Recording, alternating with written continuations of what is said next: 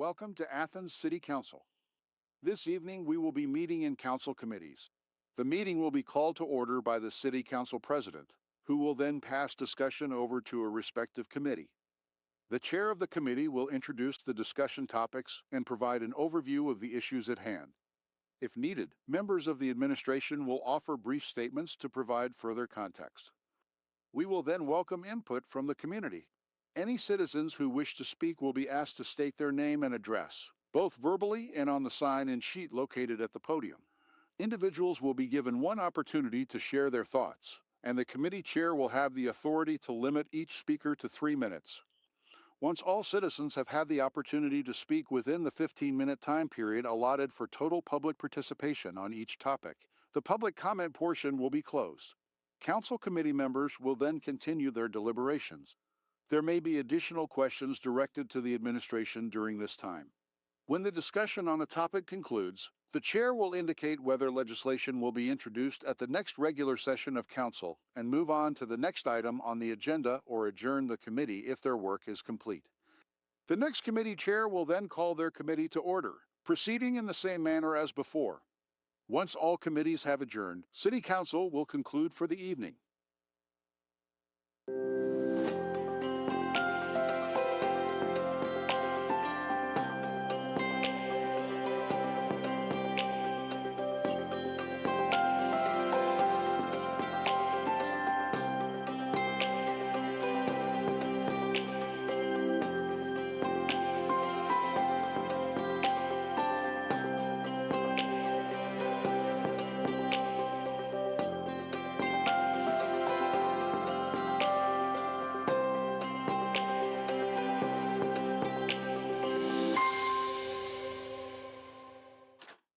Good evening and welcome to Athens City Council. Today is Monday, May 11th, and we are in committees this evening.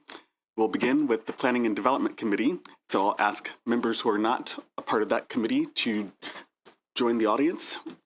The Planning and Development Committee is chaired by member Alan Swank, joined by members Megan Almeida, Paul Isherwood, and Jessica Thomas.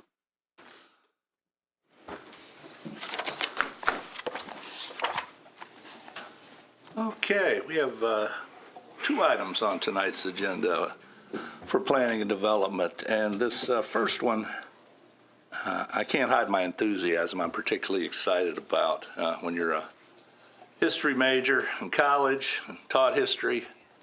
I was in the yearbook print industry for 34 years. This is right up my alley, so it's something I'm very, very proud and happy to introduce tonight.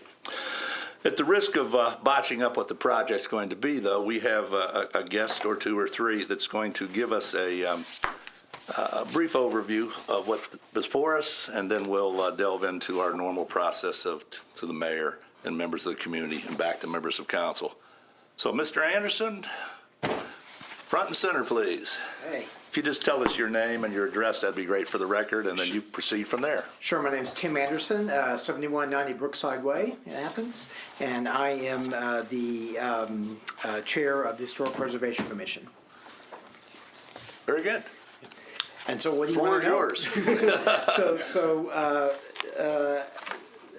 In December of last year, the Preservation Commission was approached by representatives of Paper Print Book, an experiential museum that has plans for Lasher Hall. And so they came to us to ask if we would be interested in getting that building designated as a historic landmark, a city historic landmark.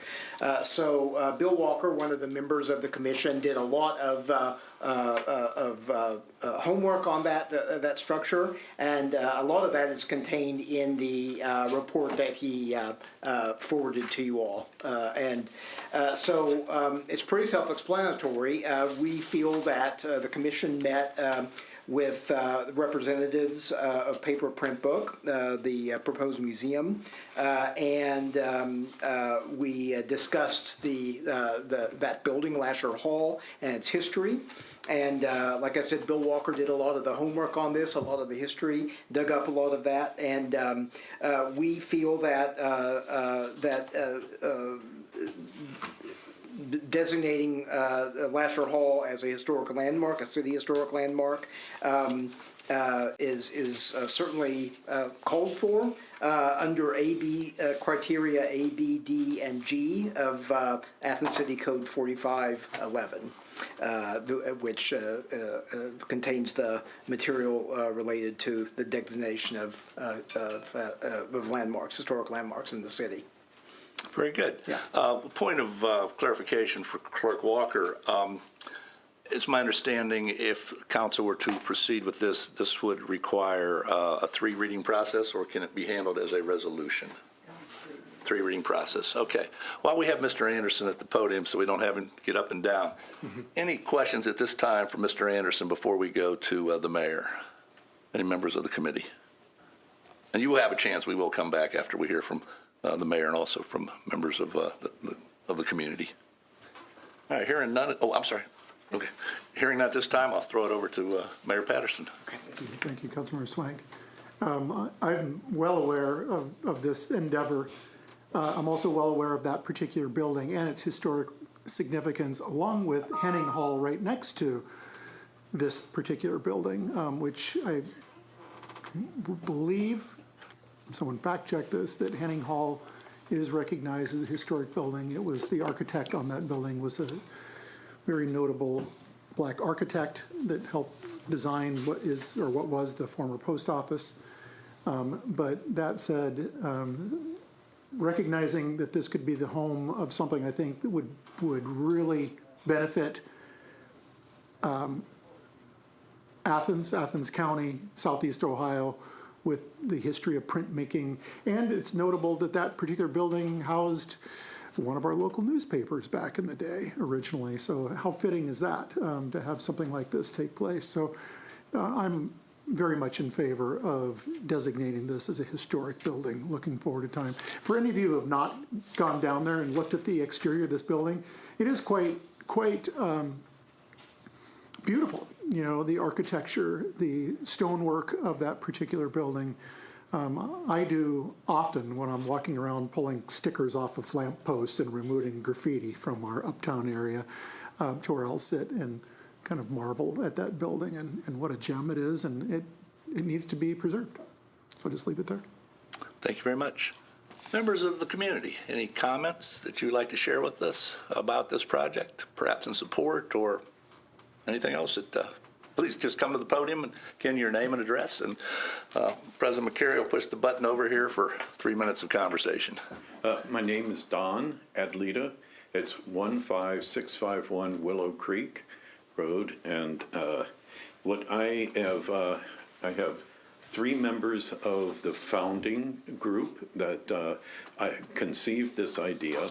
We inherited the legacy of Sarah Guilford and the Paper Circle, and we're maintaining her legacy.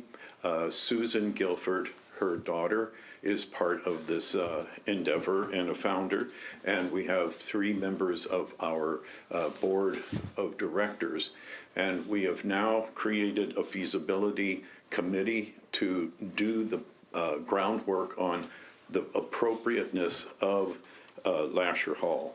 Lasher Hall was built 100 years ago last year. It's the home for the Athens Messenger at that time, and it is capable of holding heavy presses, and that is one of our major concerns. But we plan to bring together a paper making area for individuals to come and make paper, then take the paper they make to the letterpress, print the letterpress. The letterpress, all of the equipment is from the Adlita bindery and type shop that was ousted from Siegfried during the renovation. So it's all in storage at this point, but the proof of purchase is, proof of concept is really viable, and it has served for workshops for many, many years, for at least 30 years. And the actual bindery, which we hope to call the book portion, we are in collaboration with Alden Library and their facility that is located in the annex out on Columbus Road. Hopefully, we will be able to provide services for Alden Library. And I've presented a book to several of the individuals on the council, and hopefully that will share with you the concept of the budget, and that what we are trying to make this is a self-sufficient museum. Because of the hardships of securing funds through other methods, this will give us a viable, lucrative space. We are a 501c3, so we are not to make profit. That's okay, go ahead, you can continue. Okay, we are not into the whole position of making profit.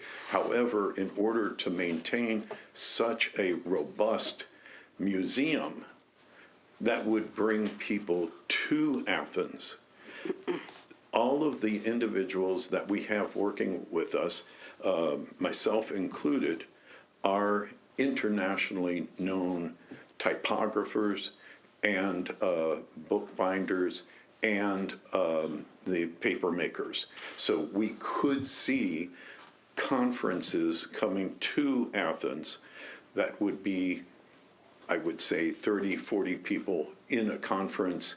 One in particular conference that we hope to fulfill, in fact, it was in place except COVID happened, but you might have heard of Road Scholar, the ROAD Scholar. They were interested in bringing a group of elderly individuals to Athens and work in our type shop and print a momentum or a card that they can take home and send to their grandchildren. And it would be something that I feel the benefit from having that exposure, having groups of individuals coming in for conferences and for workshops and any kind of exposure research that they could do. So the ground floor would be the museum for paper, print, and book. And then the second floor would be an exhibition space and workshop space. The third floor, the top floor, we were hoping to be able to lease it out to artists and designers, as well as possibly professional groups, and that would be income revenue to make sure that we can make our payments and things of that nature. But we do have in here some, I think, sizable cash that we can work with, and we have promises of estates so that it would be lucrative post the individual that is doing the estate promise or gift. So. Sounds good. Thank you very much. You're welcome. Thank you. Thank you. Anybody else from the community today? Yes, sir.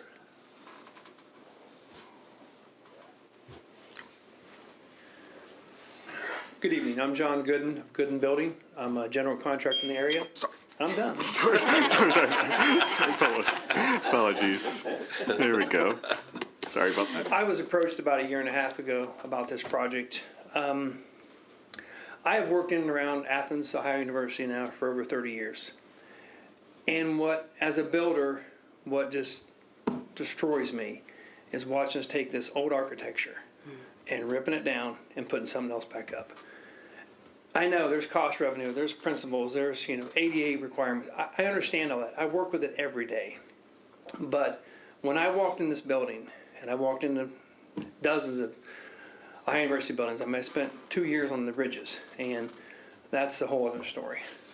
But the worst thing I have found, I've worked in 2 or 3 historical renovations, one in Wellston, one in Haydenville, and the worst thing I have found is a committee comes forward and they have a great idea, but they've got that idea by a $50 or $80 or $100,000 grant. And they're dependent upon the grant, the recurring funding of the arts to maintain the project. And it never gets done. I can take you to 2 projects now that had first phase done, and now it's trash. It's a waste of taxpayer dollars, it's a waste of energy and time, and it's a waste of a great resource we have. When Don and I first talked about this project, what really got me excited was I could see the revenue stream. If you ever get a chance, go to the 3rd floor, look out the west windows. It's all glass. If you can't envision the artist sitting in there painting, people walking by watching this and realizing, I mean, the council itself has spent hundreds of thousands of dollars on the armory, and the office spaces are doing really well. That is what we're looking at, is developing something that is a revenue stream of its own, that is not going to be dependent upon the constant flux of the government purse back in to maintain it. And by the same token, maintaining one of the beautiful pieces of architecture we have. I've also talked to some other members of council or city planning, not naming your individuals, but there's other options for Haining Hall sitting right next door. And there's things that can be done there as conglomerates where the city needs space, we might need space. This to me is an ideal application of how the community, the city resources, the university comes together to use what has been entrusted to us as stewards for the principle and the maintaining of these structures financially efficient. But thank you for your time. Okay, thank you. When's the first tour? I want to see that west-facing set of windows.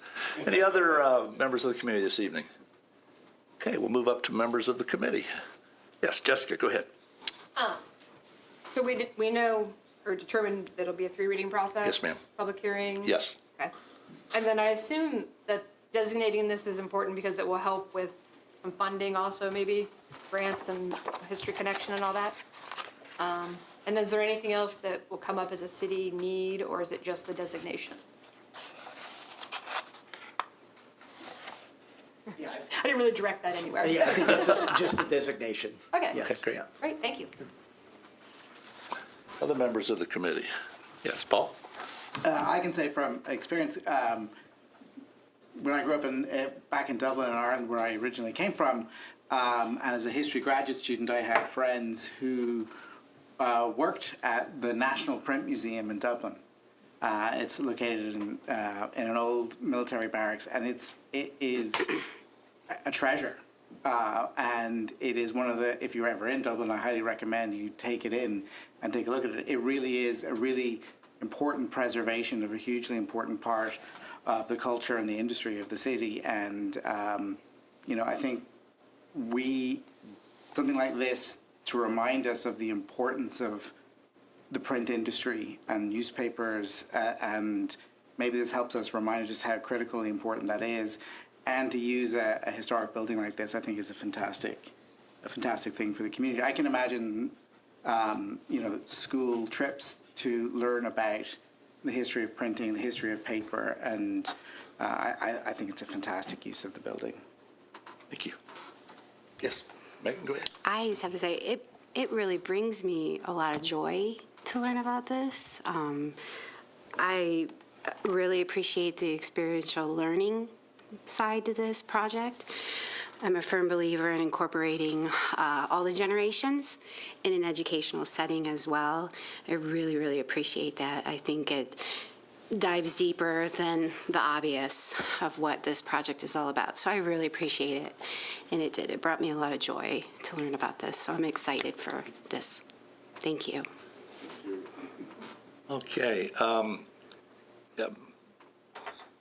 Pretty much everything's been said, but this thing really checks 3 boxes. Checks a lot of boxes, but 3 in particular. You already mentioned tourism, bringing people into this town, particularly in the months of May, June, July, and August, where you can basically park in the front door of any place you want. unlike the other 8 months of the school year. It also addresses something this council passed not too long ago, and that was an empty building registry. Nothing worse than having an empty building in a town, but particularly on a main street. And this falls right in line with the reopening of the Armory, the work being done on Mount Zion Baptist Church. For those who may not know, on Friday at 9:30, there was a huge press conference, no ribbon cutting, on what was the old Historical Society. Before that, the old library. Before that, a restaurant and a car dealership. Passion Works is moving to 65 North Court Street. And this falls right in line with that. Nothing worse than an empty building. And I just want to see you get that big press up on the second floor. That's going to be fun. But the other thing I really appreciate, this preserves a lost art.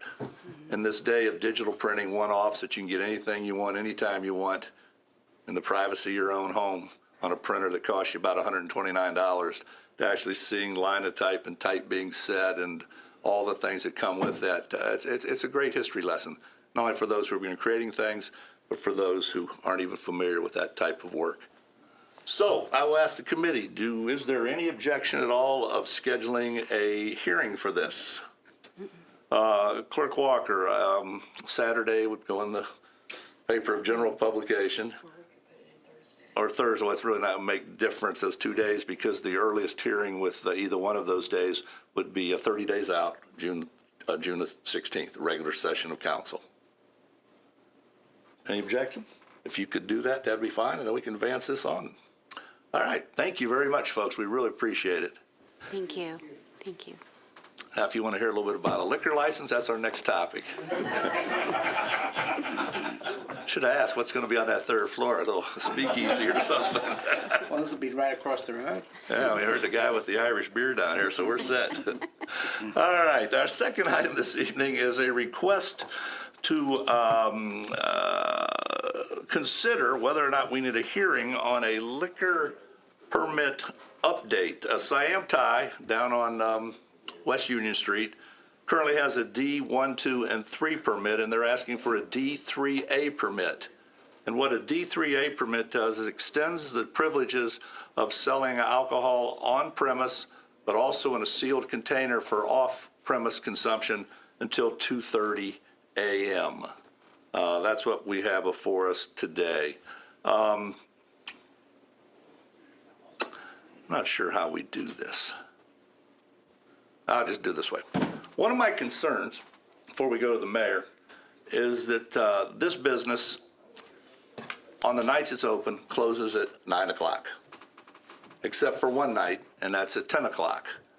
So for the life of me, I can't figure out, if you close at 9 and you close at 10, why you would need a liquor permit till 2:30 in the morning. Both Megan and I have tried to contact somebody down there and have been able to do that. They're closed on Monday, so we tried again today. But I just throw that as a concern I have, and then I'm going to go over to the mayor. I don't know if he has a comment on this or not, and then what we have left of the general public. Did you just pass it to me? Yes, sir. I'm sorry. Yes, sir. Thank you. Hot potato. Thank you, Councilmember Swank. I just had lunch there on Friday and spoke with the owner, who, number one, was excited about getting the D3 permit that was recently approved for them. And this will give them the opportunity to expand their hours if they chose to, beyond their current hours. I mean, it's simple economics from their standpoint, you know, to be able to provide this and have their store hours longer than they currently are, their restaurant hours longer than they currently are. Okay. I'm also going to just say this out loud to everybody. You know, I remember when they first opened up as Thai Paradise and kind of worked through the process of getting a D1 and a D2 and then ultimately got a D3 as they evolved into Siam.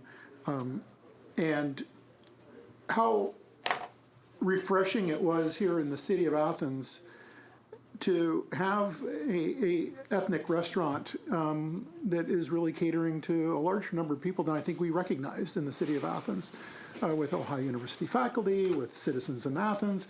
I certainly enjoy having different options when it comes to different cultural foods, aside from going to the International Street Fest, which I love to. But I think that this is something that will certainly help that particular restaurant. You know, I've observed over the past several years their operation and the way they do business. And again, I don't see any negatives with being able to have this move forward with them being allowed to serve later in the evening and allowing them to adjust their schedules to accommodate longer service hours than they currently have. Okay, thank you. Members of the community? Members of the committee? Guess what we're asking for today is if there is any interest in asking for a hearing. No. Okay, hearing what I heard from the mayor, I don't hear any requests for a hearing, so I guess we don't schedule one. What's the next step, Clerk Walker? You just send it back? Just send it back. Sounds good. And that concludes Planning and Development Committee. I guess City Services is up next. Thank you, Chair Swank. We will move on to that committee, City and Safety Services, chaired by Member Isherwood and joined by members Almeida, Swank, and Wood.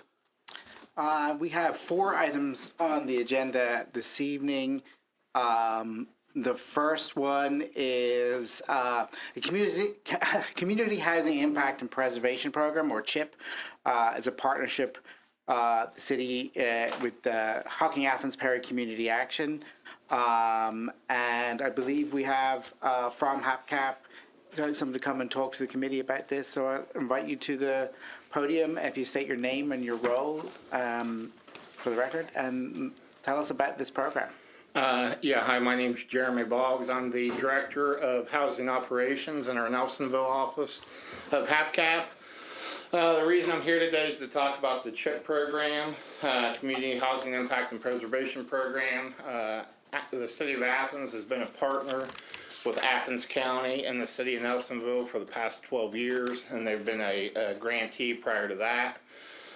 In the last 12 years, the state has rewarded communities that partner together. So the City of Athens is eligible for $300,000, but if they partner with another eligible community, they're eligible for $350,000, and the same goes for the county. They would go from $350,000 to $400,000. The program is funded with home funds and community development block grant funds from the HUD, and then a high housing trust fund from the state of Ohio. Eligible activities are the home repair program for owners and renters, the rehab program for owners and renters. There's a down payment assistance program and a tenant-based rental assistance program as well. In the past, we have done owner, rental, rehab programs, owner and rental home repair programs, and down payment assistance in the past, depending on how the housing market's going.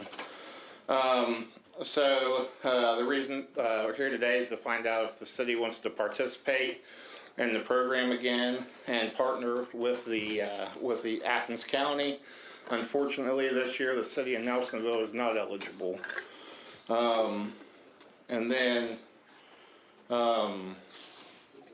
Athens County would be the grantee, so all the funds would transfer through the Athens County Auditor's Office. So there would be no real pocket cost or anything to the city of Athens to participate in the program. And then also with that, the city of Athens is required to spend their revolving loan fund from program income. With the rehab program, owners and rentals are required to have an affordability period of up to 5 years. And in that 5-year period, if tenants would sell their property, they owe back a certain portion back to the city. And then that's where the revolving loan fund comes in. So that money then gets put back into the program when the city would apply again. So Okay. And I think, and this, it would need 3 readings as well, to be, and the application is June 24th. Any questions from members of the committee for Mr. Boggs?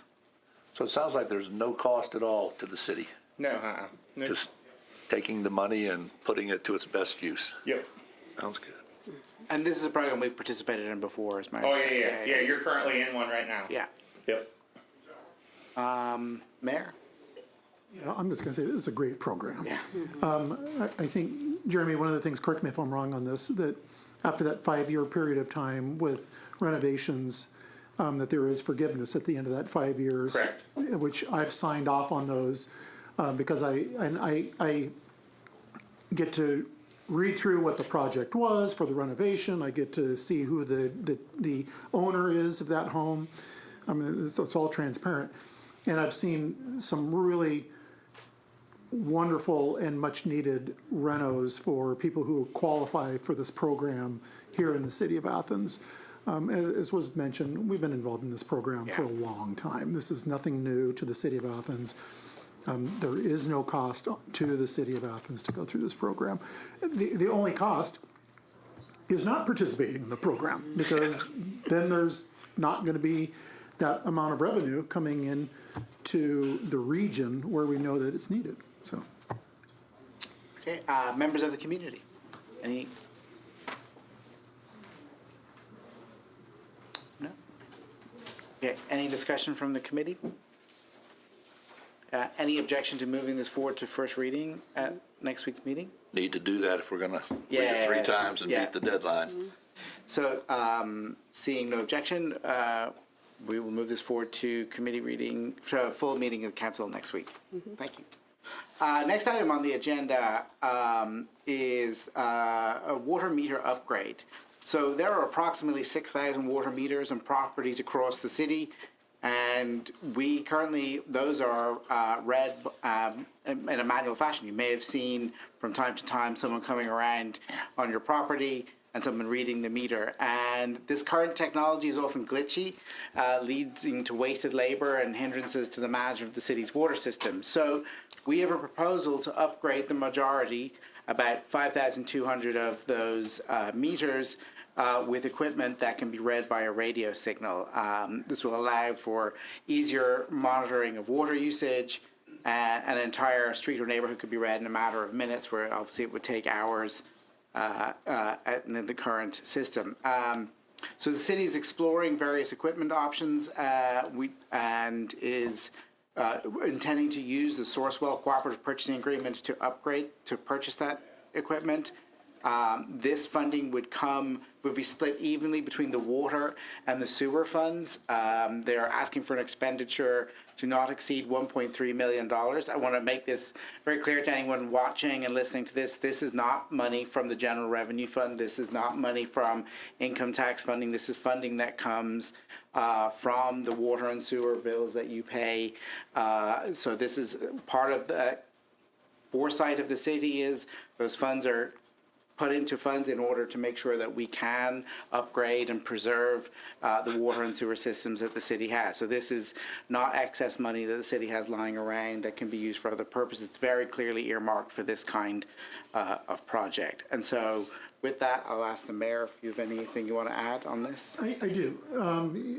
Council's well aware that not only are we under a soft hiring freeze in the city of Athens, but we're also have 13 individuals who are taking an early retirement from the city of Athens, most of them retiring at the end of this month. One of them is an individual who is one of the water meter readers in the city of Athens. And by using this type of technology as we look forward in time, but also with this renovation or this improvement to the meters as they exist on all the metered water accounts in the city, that we would not replace that one water meter reader in the city of Athens. We're also looking forward in time with a system like this, with these upgrades to the individual water meters, that in the future, using the same accounts, that we would put telemetry equipment on our existing towers in the city. It's not under this particular request. This would be in the future another request to where we could further change the structure of the current meter reading in the city of Athens to where it is basically done in real time within less than 3 hours to sit there and read all the meters. There will still be some retaining meters that aren't in line of sight or line of sight with the telemetry in the future. But this would further lead to cost reductions. The other thing I want to share with council is that currently the individuals that are driving around with hand telemetry and doing the reading now, they're driving around the city in a fossil fuel vehicle and reading those meters. They're not allowed to let the vehicle idle when they have to get out and read them, but they're starting and stopping and starting and stopping and driving all through the city to read these 5,500 meters in the city. And this would eliminate that as well, to where there would be savings, environmental savings, and there would be physical savings of revenue that we have to budget for the gas to be able to get out and do these reads. So there's, would be a real benefit, as was indicated. This is coming from 740 and coming out of 750, both our water and our sewer funds. So therefore, it isn't coming from the general revenue. It's not coming from the general fund to be able to do this project. It is coming from money that currently exists in both 740 and 750. Any members of the public? Members of the committee? Megan, member on Meta first. Would it help with catching, say, when a water line breaks or something internal, a toilet is leaking and costing the homeowner money? Would that sort of help close that loop a little more for property owners when there are situations like that and are costly? They could. They could with the future telemetry to where we're actually reading everything in real time. I'm glad you brought this up, because that telemetry will tell us that for some reason, throughout the day, let's have this conversation for a second. Your largest water consumption at your home is going to be in the mornings, when everyone gets up and is getting ready, and it's going to be in the evenings when everyone's getting ready for bed, or it's going to be during the weekends or whatever when there's people are doing laundry and your higher capacity is taking place. That's just normal. It's up and down and up and down.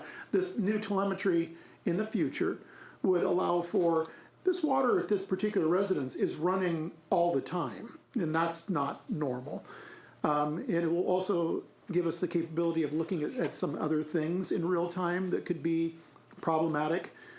Certainly, it could be used with our larger water lines in the city to where we can more rapidly respond to them, because now we're seeing 10, 20, 40 addresses, all of a sudden they're showing that for whatever reason there's a lot of water consumption going on, when in fact we've got or no water consumption taking place. That's aberrant as well, and therefore that's signaling us that where we've got a bigger issue somewhere within that service line, the main going to those residents, so we could respond much more quickly as opposed to having to recognize in the winter months a lot of steamy water coming up out of the ground, or during the summer months, a lot of water coming up out of the ground where it shouldn't be coming up because we didn't have a large rain event in the city of Athens, if that makes sense.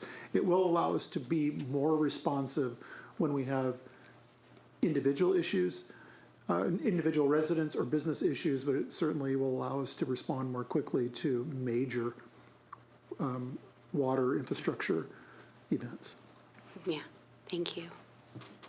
Member Swank. Yeah, just a couple quick ones. Do we know of another city nearby or somewhere in Ohio that's currently doing this?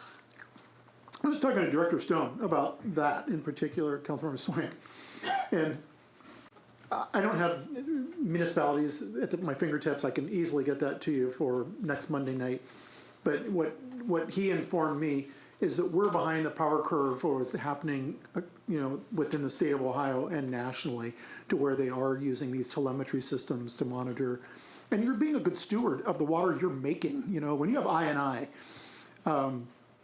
which means water leakage, to where you're not getting any revenue for that water leakage because you've got a significant water line break or something of that nature. This helps curb that too. But we can get you cities that are doing this so that. Yeah, no, this sounds like a really good thing in using modern technology. I was sharing details of this with a resident today. They asked me this question: if we get to the point where we can turn water off remotely, what is the security of the system that would prevent hacking? Hate for somebody to turn my water off. Here's what I'm going to say to all of you, those who are viewing and council. Our SCADA system, which is the system that basically is running both the water side of the house and the sewer side of the house, are never connected to the internet. And that's a security issue, and it's also a resilience issue for the city of Athens. That will continue with this particular system as well, Councilmember Swank, to where we put every protection that is needed. But the number one safeguard is creating your own firewall to where, at the water treatment plant and the wastewater treatment plant, that those never get turned on to the World Wide Web, because that opens you up for sure. Thank you. Yeah, you're welcome. But great question. Yeah, it's and a I'm good glad question. that that's being asked by a resident, because this is good for people to know that we have a lot of safeguards in place to where we don't find ourselves becoming victim with our most precious resource is your clean water supply. It is.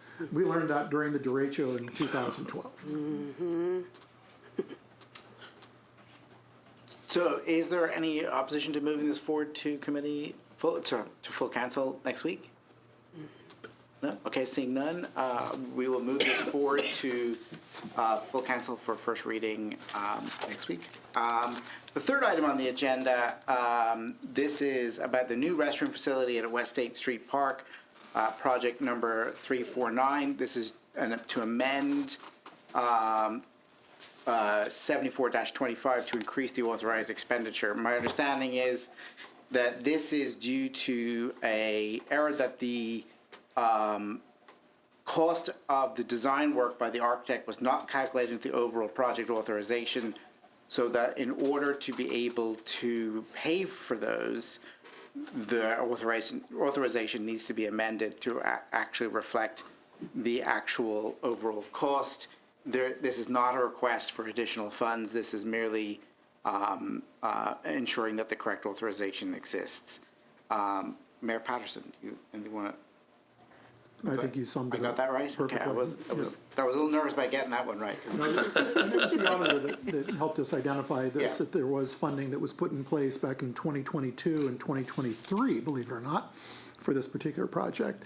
And yet it was, this particular piece of legislation would capture those expenses today because they weren't captured in the past. So this is correcting that issue. And this is why you have an auditor.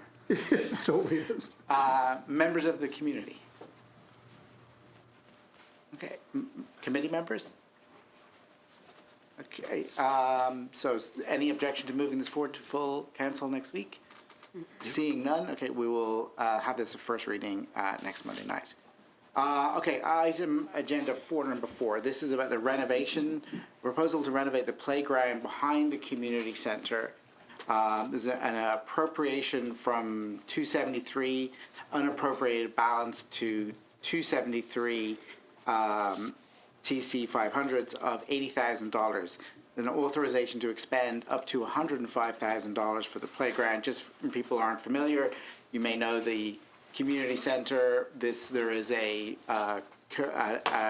playground to the right-hand side, or I guess that would be to the western side of the building. This is the playground on the southern side of the building that is used by the preschool children during the day and the aftercare kids in the afternoon, and the general community at other times as well.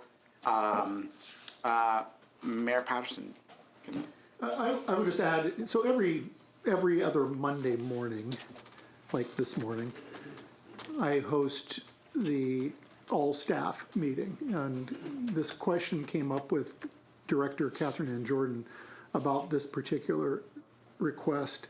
And what she informed me is, one, the equipment is aging, but number two, I think more importantly, is there's some subduction taking place in that part of the building, not the building, of that part of the campus, because you're correct, it's the southern side where this playground equipment resides now, which is age appropriate for the pre-K activities that take place there at the community center with the children's services that we provide for adults with small individuals. And so those are two other points that are worth mentioning, that there's surface problems in that location because these would be replaced not in that location, but again, somewhere where it's easily accessible to the after-school care, as you indicated, and the before-school activities. I mean, this is one of those programs, the program itself is so needed in the city of Athens to have places for working parents or a working parent to be able to take their child. There is revenue that's generated from those services, and this playground is an integral part to that. It gives them outdoor recreational time on the playground equipment. So that's the request. Okay. Yeah, Catherine Jordan, the director, informed me the information that the playground equipment is 26 years old. I believe that. Yeah. Members of the community. Okay. Members of the committee. Member Swank. This is a tough one. Having been around early childhood education and educators for close to 40 years, it's very, very important to have outside activities for children. And this program, this equipment is for 2 to 5-year-olds. Not only the preschool program, but the after-school program, although many of the after-school kids are too big for the equipment. I, in all of these communications, do not understand why we need this.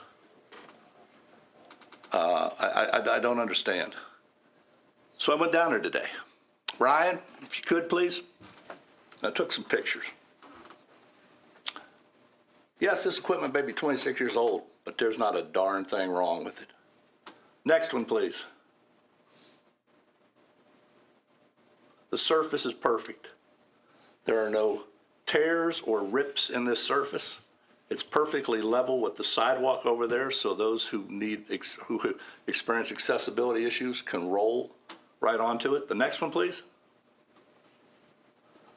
This is the company. It's 2 to 5 years old. One more, please.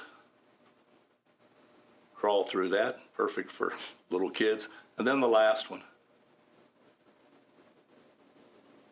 I don't see the need. Now, if we are going to spend $95,000 or $105,000 on playground, the one that we really need to address is the one between the rec center and the pool. It is a disaster. It is old. It is heavily used. Probably 10 times as much use on that playground as there are on this one.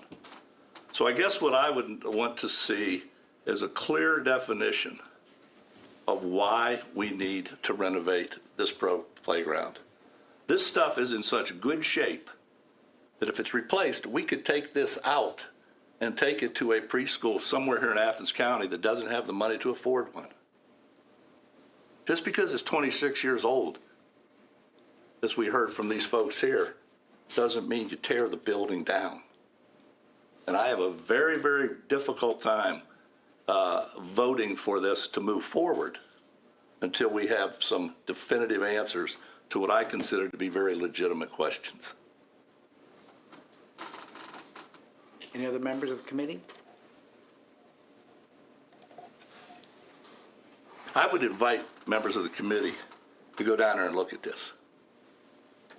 My 2 grandchildren from Austin, Texas are coming downtown next week, and I'm taking them down here with no reservation whatsoever to play on that equipment. It's okay.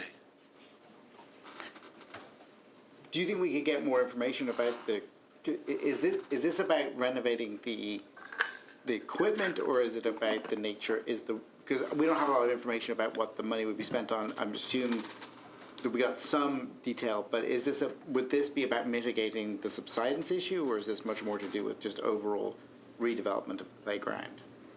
I would reserve that for council having a conversation with Yeah. the director, Catherine Ann Jordan. Yeah. Which, please feel free to do so. You know, she can talk you through what she sees day in, day out as they're managing the child care services down at the community center. So seeing that, would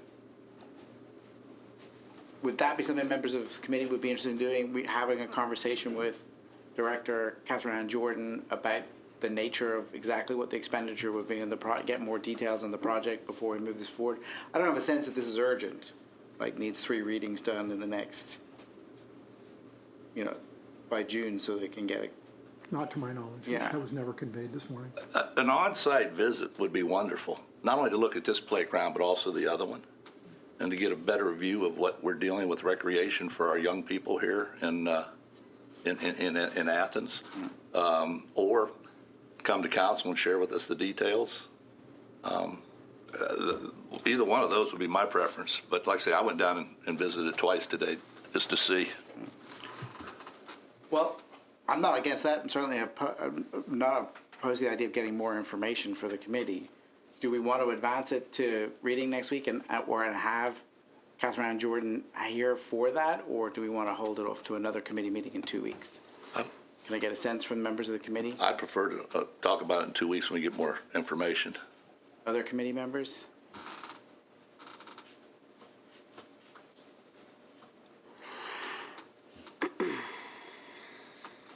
I don't know. We have quasi-new processes that we're pretending are their rules, and we have quasi-old processes that we're also pretending are the rules. So I don't know quite what we're doing. Well, okay, I'll do it this way. Can we get a motion to advance this to first reading next week? So moved. Can I get a second? Okay, so there's no. I need some clarification. So if we move it to first reading, we would begin that process. But will there be could she come out and still speak to us and we can learn more? Okay. Yeah, there'll be 3 readings. Then I second that. Okay, can I have a vote to move this forward to first reading next week? All those in favor say aye. Aye. Aye. And all those opposed? No. So that's 3-1. So we'll move it forward, but I will ask Director Catherine Ann Jordan to come next week and talk on this at first reading. Okay? Point of clarity. Yes. The chair's not voting any longer? Oh, I said yes, sorry. Did I? Oh, okay. Sorry, yeah. I was watching to see what else was happening, I was a little confused. I was focused on that. But yeah, I will move forward. Okay, that's the last item on the agenda of Committee on Safety Services. Thank you, Chair Isherwood. We'll now move to the Transportation Committee, and that's chaired by Member Beth Clodfelter and joined by Members Wood, Stazer, and Swink.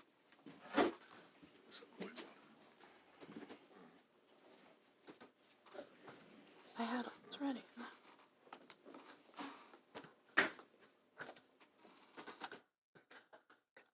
All right, so the Transportation Committee today has one item, and that is kind of cleaning up some bookkeeping from a project that was originally funded by Athens City Council, or the funding for which was approved by Athens City Council in 2023. But our auditor and her office have noticed that there was an error made that needs to be corrected that hadn't been noted until now. So the key section here is section 3. The Service Safety Director is hereby authorized to expend up to, and this is a typo on the paper, but this is just a draft, so it will be changed. The correct amount is $222,300 as follows: $132,300 from CDBG Fund 248, transaction code 500, and $90,000 from Street Fund 220, transaction code 500, for said project number 335. Project number 335, that project label refers to a project on West Washington Street to improve part of the sidewalk on that street that was at the request of many residents on the west side, and to make some other safety improvements. The work for this project was completed in 2024. So this is just a correction to clarify the accounting information for basically for bookkeeping reasons. But it does involve appropriating an additional $2,300 to take care of an unpaid bill from that project, or the accounting for that bill. Just moving some money around to make the calculations for that project whole, for this project from years ago now. So that is the information I received from the auditor's office. Does the mayor have anything to say? You mentioned it, and I think this is important. This $2,300 that we're talking about would come from, it's from the CDBG share, because that particular street qualifies under the census tract for CDBG funding. The other thing is, as you caught yourself, I need to reiterate that, is this transfer is just to make sure our books are true to what they should be with this particular project. So it's not a past due bill. That's a long time to be a past bill. So it's not that.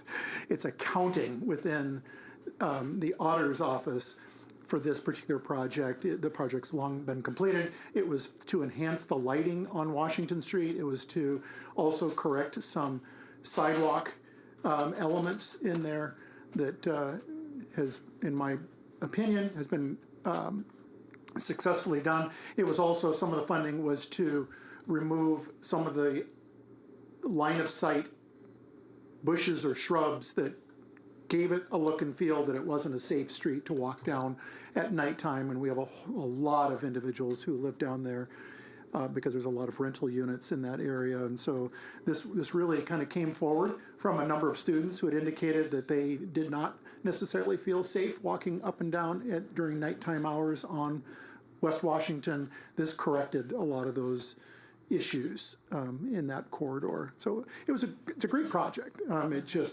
This is just a bookkeeping accountancy thing on the side of the auditor's office that needs to be addressed. Any comments from the community? Seeing none, any questions from members of the committee? Member Wood? One, I'm not familiar with the CDGB acronym. Community Development Block Grant? Thank you. You're welcome. Two, I'd be remiss talking about city street sidewalk questions. I think it's been really awesome to watch the city take on adding a lot of curb cuts and accessibility throughout the neighborhoods, which has been really great. You can see those down on East State Street when you go around the curb. There's been a lot of very visible spots where curb cuts have been added and that kind of thing. But I'd also be remiss if I didn't bring up our friend Davey McNally's constant request for things to be added uptown too. So my two-part question: one, what are the processes that we undertake when we're deciding which places to add curb cuts, and is there a way we can, apply for such a grant for uptown? Is there something we could do to address those curb cuts? Great question. Let me add. Well, let me say to you, I'm not adding anything, just saying to you that there are only certain census tracts that qualify for CDBG, and that's what we're talking about here. There's AMI, average median income related elements to CDBG. So Community Development Block Grant can only be used within certain census tracts in the city of Athens. Court Street, believe it or not, is not one of those. And so it cannot be, but I'm glad you brought this up. Two things, because I think a lot like council, you've heard from residents and citizens in the city of Athens with the Madison and East State Street improvement. And, why did you put these bump outs, in that roadway? That was the only way, because of the slope of Madison coming down to East State Street, to correctly get an ADA qualifying path across Madison Avenue from point A to point B to where it was more level for a person with mobility issues to transit across that particular roadway, that being Madison Avenue. Court Street, recognizing that, in particular, State and Court and Washington and Court needing some attention, as does Court and Union attention. So to your point, those are elements that are within the Uptown Improvement Project, which is the $6 million that we got from the in the Appalachian Communities Grant Program, where we're under significant time crunch, pushing the contractor that is going to be working to migrate the utilities underground.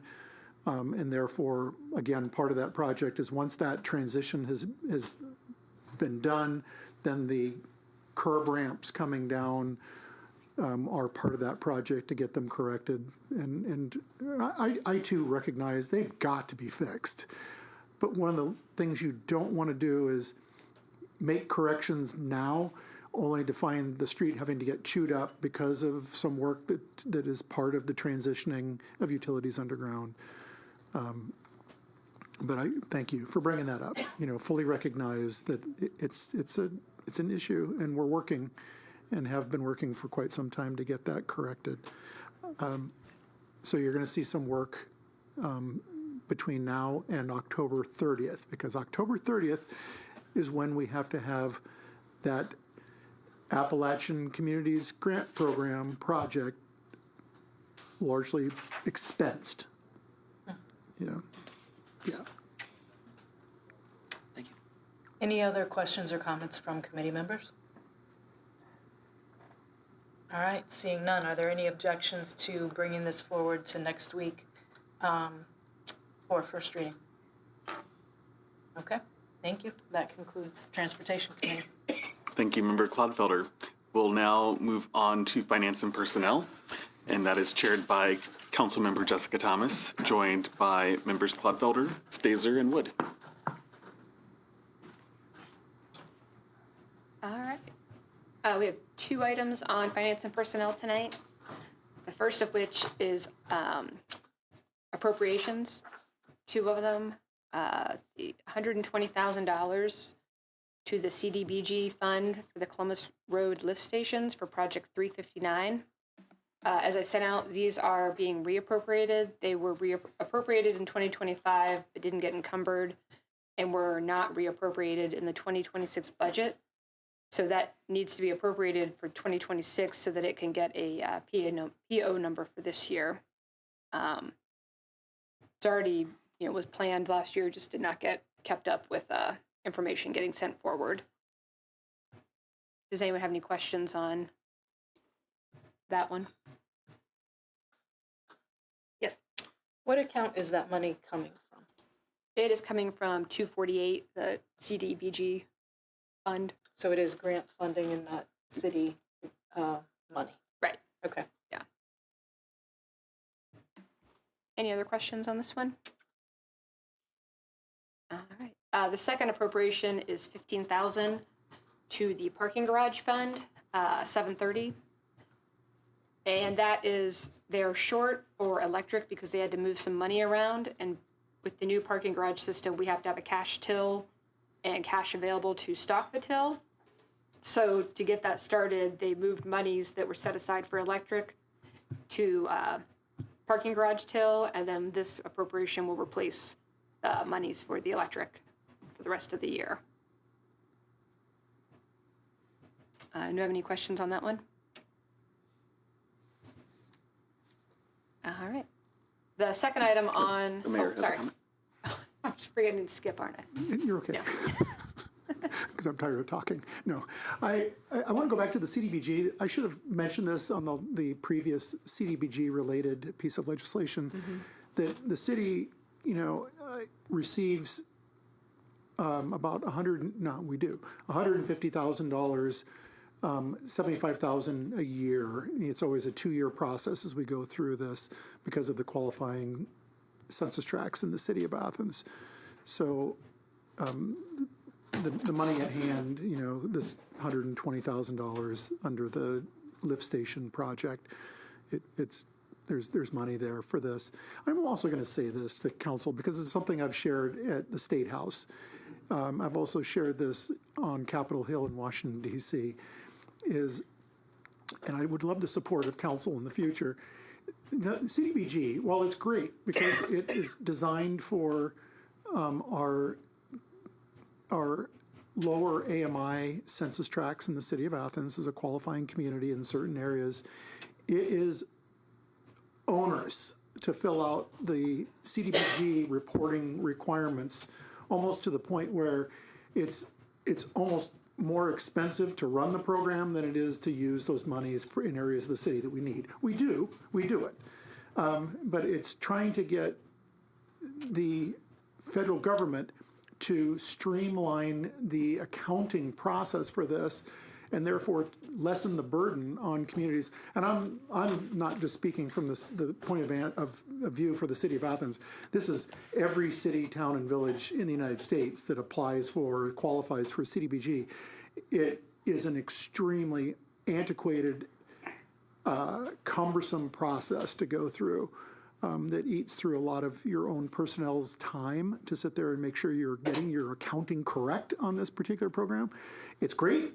It's money that we get, but any help from council to get our congressional members to understand that this is not a easy funding stream to have to manage.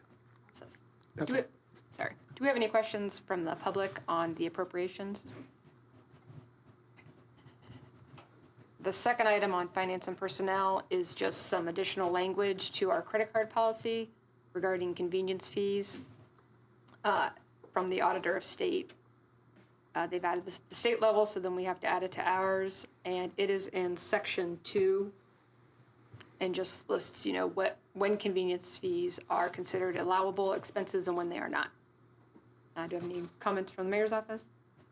Any questions from the public on this policy? And any questions from the committee? All right, that ends finance and personnel. I didn't ask any questions about moving forward. We'll fix that tonight. All right. We'll welcome all members back to the dais for the Committee of the Whole.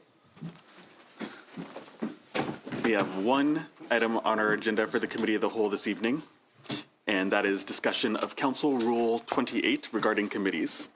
Tonight's discussion, as Council knows, is about Rule 28, which establishes committees as working bodies that review matters referred to Council, conduct public meetings under Sunshine Law, and report back to Council as matters progress. Over time, questions have emerged about how the committee advancement process should work in practice, particularly in situations where we have divided committees. Questions about whether legislation is sufficiently developed for broader council consideration, and how to balance meaningful committee vetting with opportunities for all council members to weigh in on significant matters.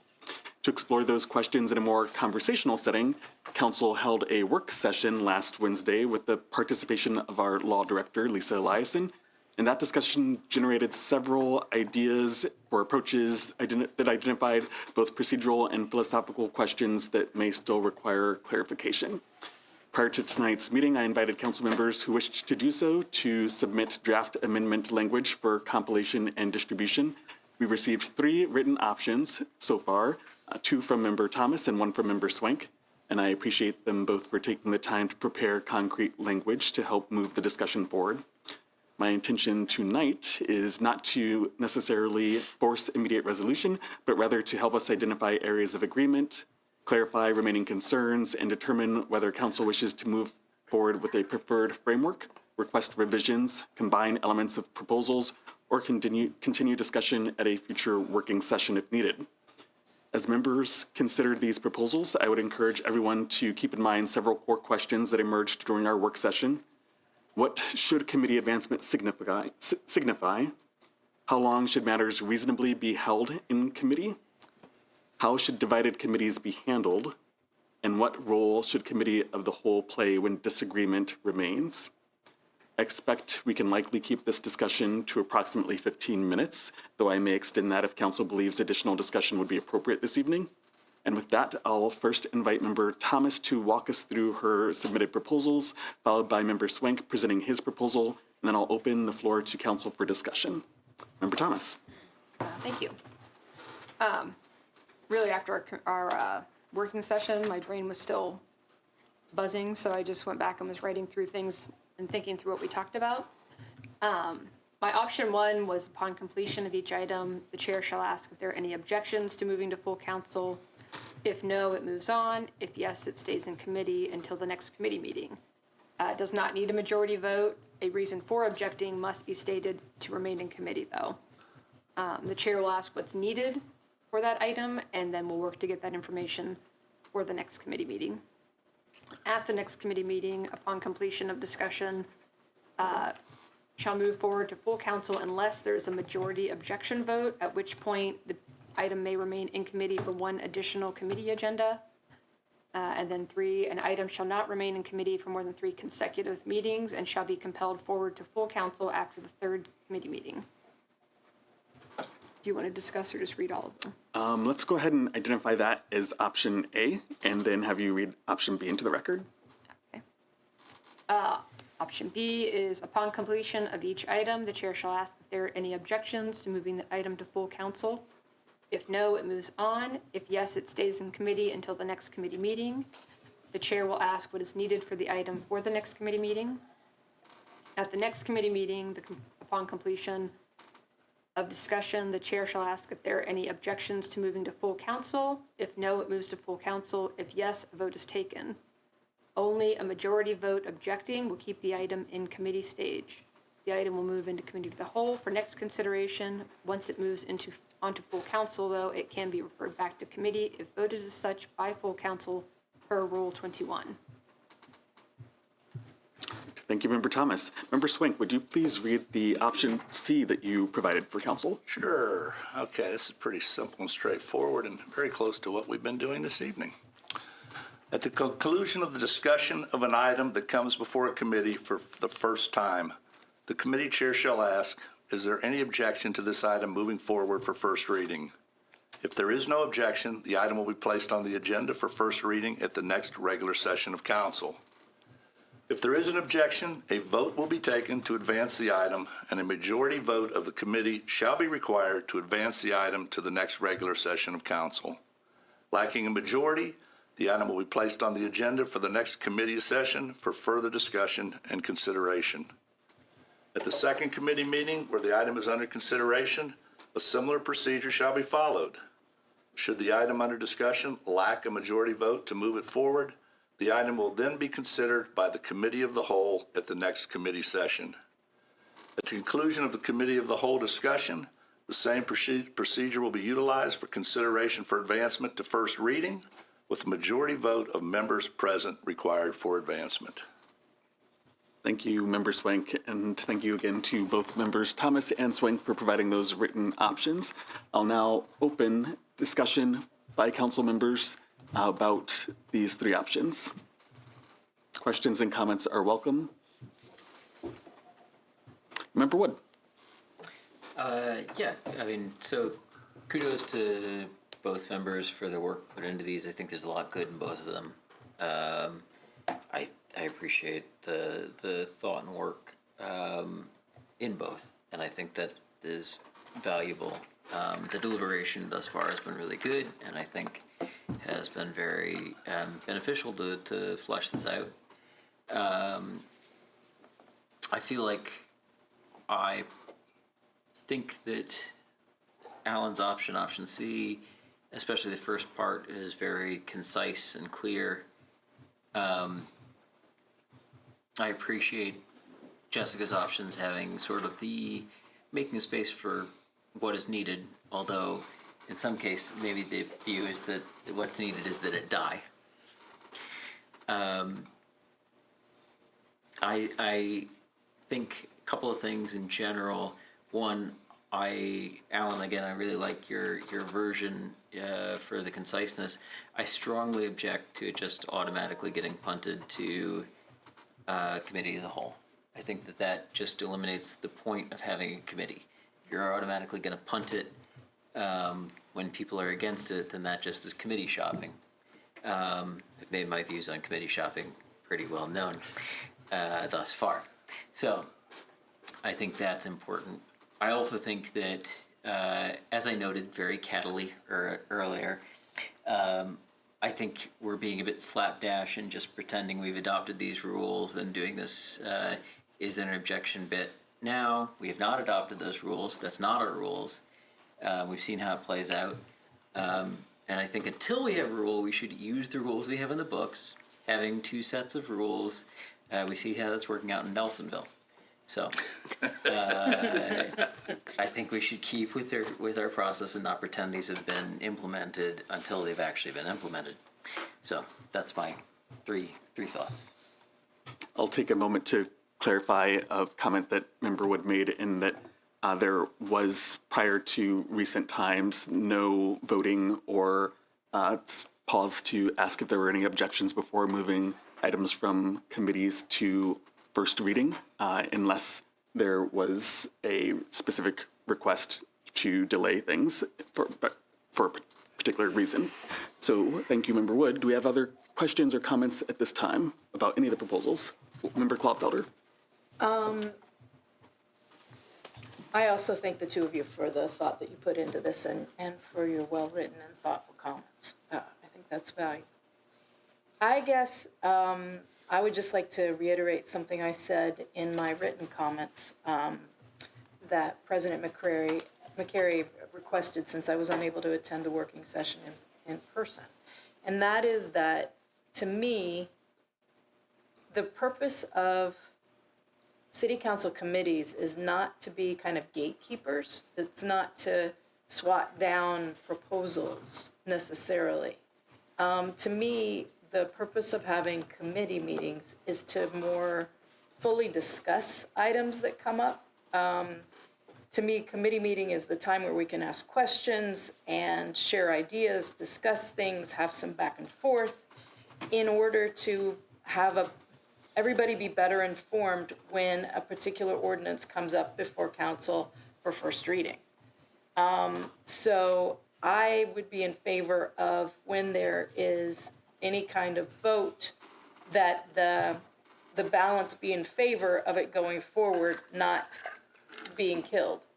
Unless, I wouldn't want to see a proposal die in committee unless a majority of the committee members vote that it should not go forward.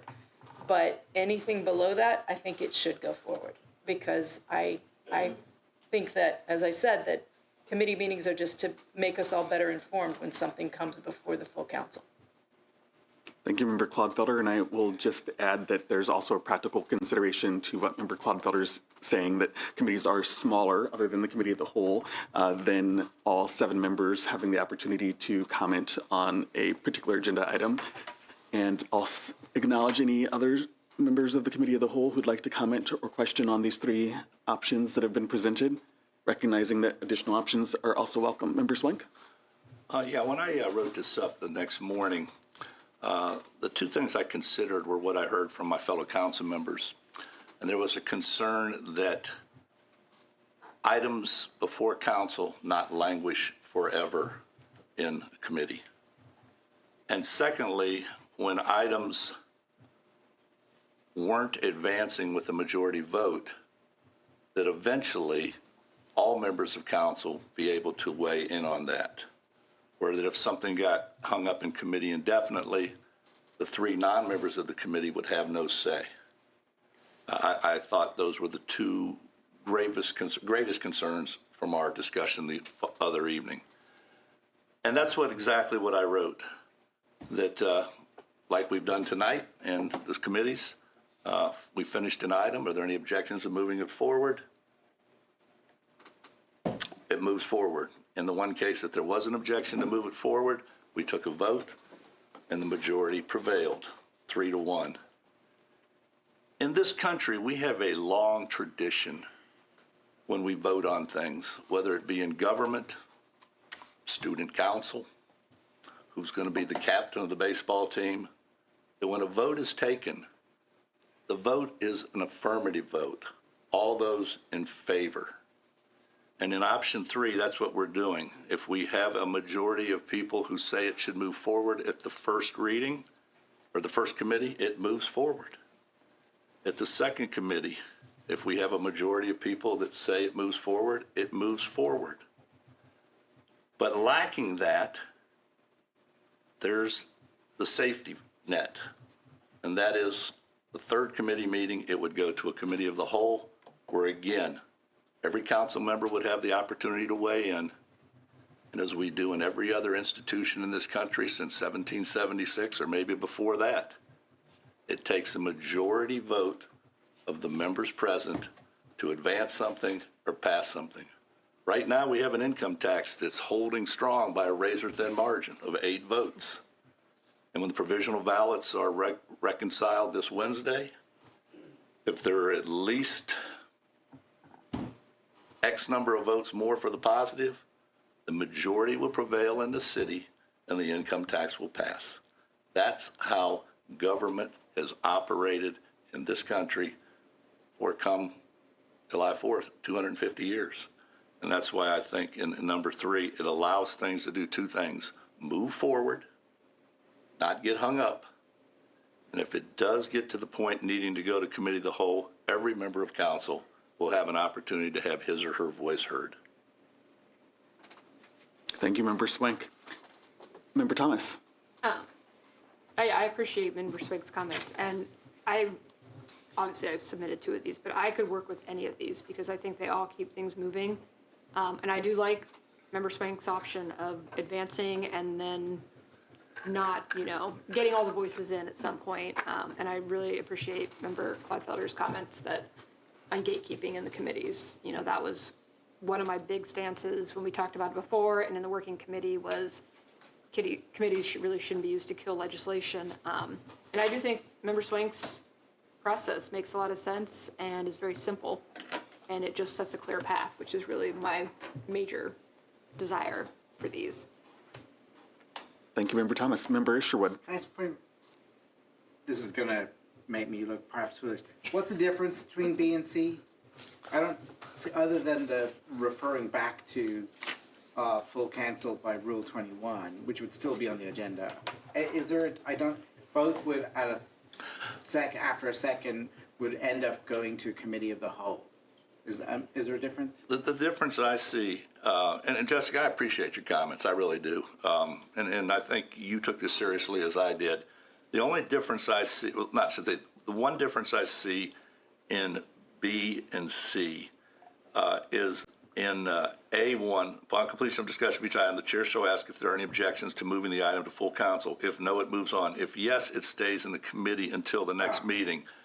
The way I read that, one objection would keep it in committee. And I know the mayor's familiar with this, but when you get to Capitol Hill, they have a thing called unanimous consent. And the chair calls for unanimous consent. Hearing no objection, it moves on. But if one person objects, then it goes to a vote. So that falls the difference between one person could hold it up as opposed to having a vote. Thank you for that question and that response. Do we have other questions or comments from council members at this time? Member Wood. Yeah, I'll take the controversial stance here. I think it's good that committees can gatekeep. I think it's good that committees can kill things. That is, using the Capitol Hill example, the reason you want to be on a committee is because of that power that it has. If we're going to take away that power, then why am I showing up this week? I mean, just move on. If it's just going to go on to committee as a whole, then why am I here doing the work? Committee chairs should have power. They should have weighing in, and committees should be able to kill something. That is the sort of parliamentary process. That is the congressional process as well, et cetera. I think it should be, and I think that should be part of the reason why we do the work and why we show up. When Micah asked about if what committee I wanted to chair, I was like, none of them. I don't really want to chair a committee because why do the extra work, right? I think it should have some sway to it for doing that work. So I understand that's possibly a minority opinion in this case, but I do think that is one process that we should follow. Thank you. Before I move on to comments from members Swank and Thomas, I will clarify that what Member Wood is suggesting would be historically the first time that council rules have reflected any formal voting process that would stop something from moving to the first reading. Member Swank. It wasn't too long ago that I would have almost said verbatim what you said. And in the conversations we've had, the comments that Jessica had about 3 of the 7 members of council not being able to have a say at any time in the committee process resonated with me. And the more I thought about it, the more it made sense. I think we need to draw a distinction between state and federal legislation and processes and city council. At the state level and the federal level, committee chairs are extremely powerful, but they represent a political party that has goals and objectives, some good, some not so good, or even though everybody on this dais today, city council members, is of the same registration, registered Democrats. So it's not a power thing as to this party or that party, but I think it's consideration for the common good of the city. And I'm not advocating for the third option, but the third option does include the option of something being killed in committee. And the way it has that option is that when it gets to the committee of the whole, if 4 or members of this committee were say no, then that kills it. As the longest serving voting member of this council, I can probably count on one hand the number of pieces of legislation we have killed. Most of the stuff that comes before us are things that we need to act on to keep the city running. And occasionally, we've had 1 or 2 this year, we'll get something of a controversial nature that might need 1 or 2 or maybe even 3 committee meetings. But to your point about killing it in committee, the committee of the whole, if we were to adopt Rule C or Proposal C, does make that a possibility. And it makes sense to me if we have 4 or 5 or 6 members against moving it forward, that we kill it then, rather than spending 3 more readings with probably the same outcome. So that's why I built it that way, that there is a possibility that it could still die in committee, but it would be after the entire council considers it. Thank you for that clarification, Member Swank. Member Thomas, do you still have comments? Yeah, a lot of what Alan said is what I was thinking. I typically agree with Member Wood on a lot of things, but I heavily disagree with him on this one. I mean, we spent an hour and a half on just this. Hour and 40 minutes. Hour and 40 minutes last week, and we talked about these things about killing things in committee and the purpose. And it's my opinion that looking at state and national is why it's so dysfunctional. Is its power, and it's not about involvement of voices, and it's not about representing people. It's just about power moves, and I don't really want to see that at our local level. I do like option C does allow 3 instances for the public to weigh in and to be aware, and, if it needed all 3, obviously. And it's pretty simple. I just like things that keep it moving forward and don't block people's voices out, because, my point last week when we talked was we're a council of 7, not a council of 4. And I think it's important to get everyone's input at some point if they choose. All right, I will try and move us toward conclusion, and I would welcome any motions to adopt any of the proposals A, B, or C. I'd move.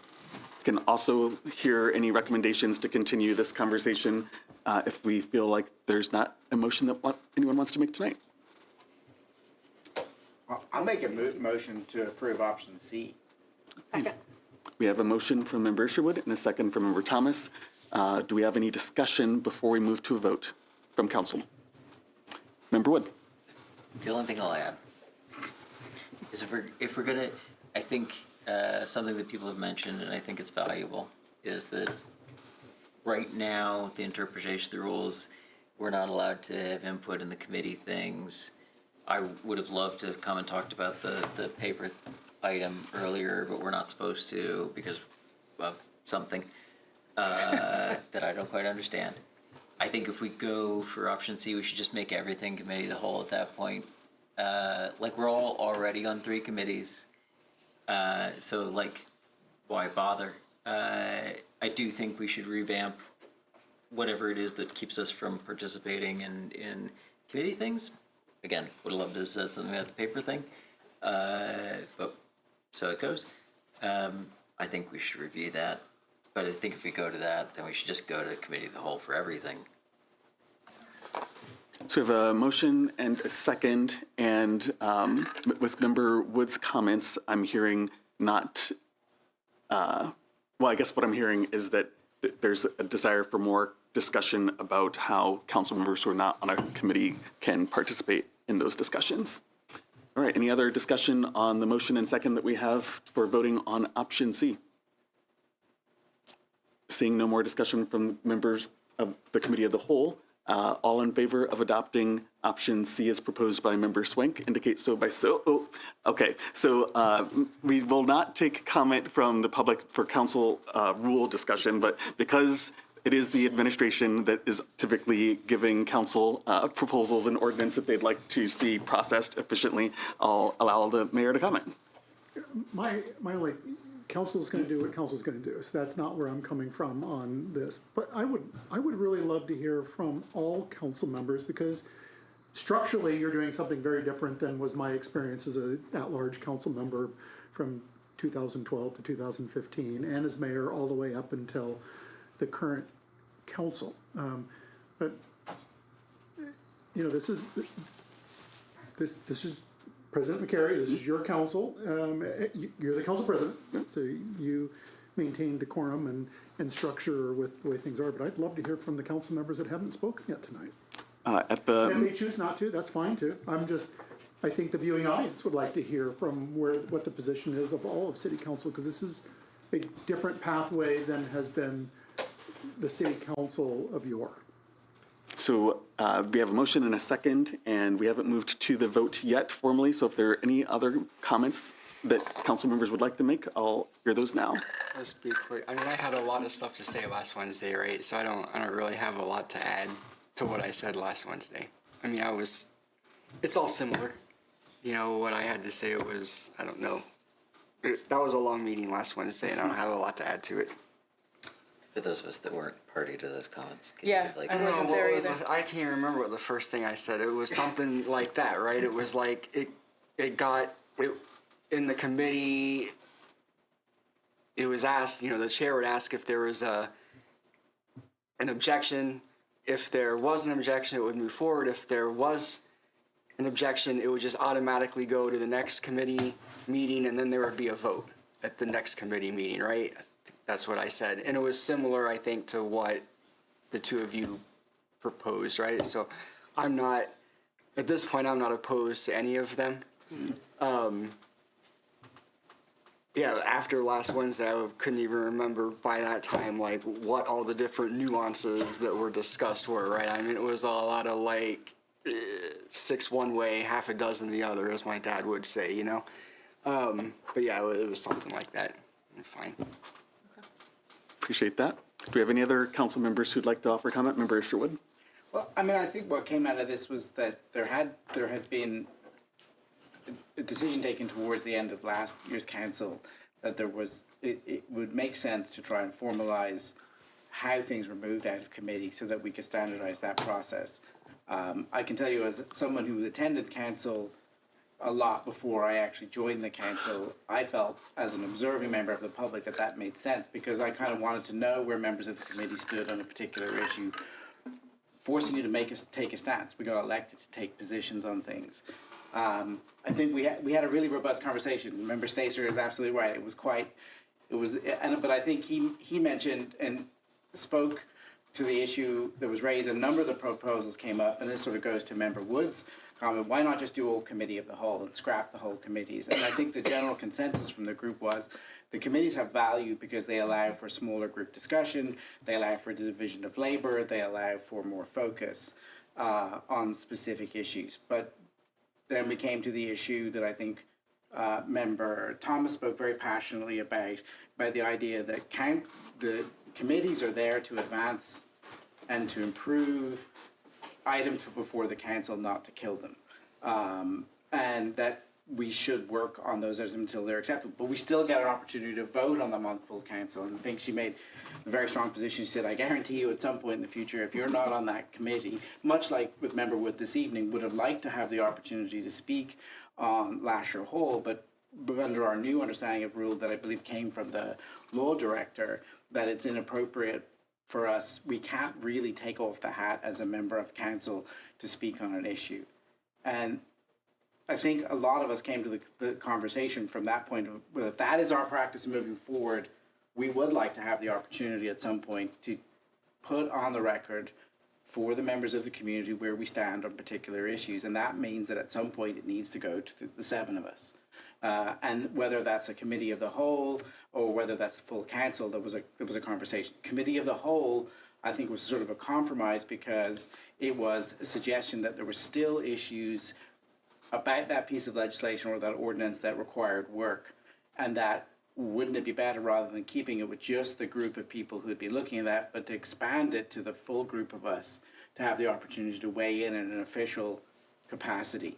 I think the other option upside of that was, because I agree with Member Wood, there's been times when I would have felt would have been great to be able to weigh in on an issue, but knowing there is that opportunity, if an issue there were still concerns about it, that a committee of the whole discussion would happen. I think there was once we got to that point in that meeting, there was a real consensus of actually that is a sensible compromise, that is a workable opportunity. And I hadn't thought about it.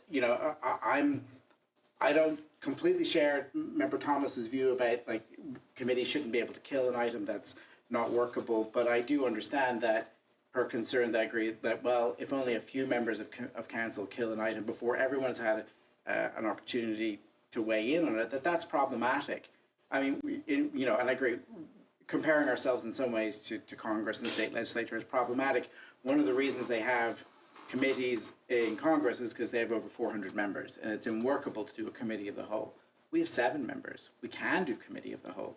And committee of the whole, I think, gives us the opportunity to weigh in on those opportunities.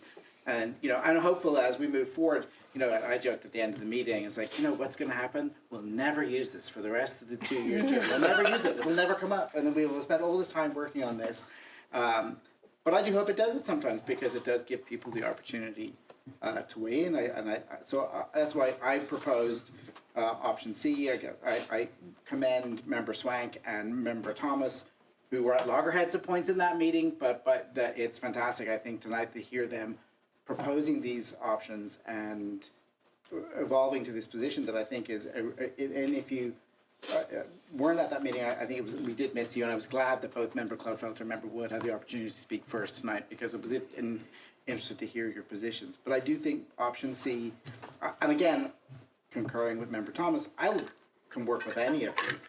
But I think these are workable solutions to having votes. And I do agree with Member Wood's concern earlier. We don't have set rules, and these were our, in my committee tonight, I operated that in a way, technically in some ways in the rules that aren't really in operation, but I kind of did option C. And I would like, as a chair, clarity about that issue moving forward so that we do know exactly what we're supposed to do, particularly as a new member of council and a new committee chair. I try and make it when and those of you who have seen over the weekend, on my committee, I send out the information to everybody on the council that I get from the administration. I CC the non-members of the committee just so you have that, in part because I want you to have that information. It's not secret. I think you should have that opportunity. I think that might add to the frustration because you're like, I'd really like to speak about this issue, but I can't.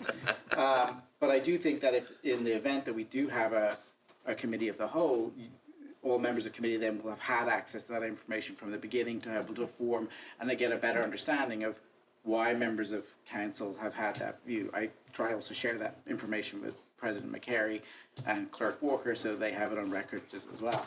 But that's why I think a summary of where we were in our meeting next Wednesday and how I feel, I think this is a very clear, simplistic way, but achieves the objectives that we were set out and also covers the concerns that members raised in that meeting in an effective way, but allows for all of the things that anyone's asked for. I think Member Swank's right. At committee of the whole, an item could be killed, but it would be killed by a majority of the whole council rather than a minority of the council. And I think that speaks to where we would be doing effectively representing the community on issues like that. Thank you. Thank you, Member Isherwood. I'll take time for two more comments. Member Clodfelder, or up to two. Member Clodfelder. Okay. I'm pretty comfortable with option C, if we're going to do that. I like the idea that everybody on council would get a chance to comment before something was killed. But that if the majority of members of council really didn't like something, then it's legit to not have it go forward. I would just like to point out, though, while I think this is thoughtful, and in some ways I really like the idea that committees would be dealing with a controversial issue multiple times and have more of a chance to research it and maybe go talk to people in the community, go visit sites, whatever is relevant. But at the same time, we'd really be drawing out the process for the people in the community who wanted something to happen. This could be, if it were 3 committee meetings, that would be 6 weeks because we meet every other week. So if it was going to the committee at first and then going to the same committee again and then going to committee as a whole, that's 6 weeks plus, 4 weeks, plus 4 more weeks for full council. That's a 2-month process.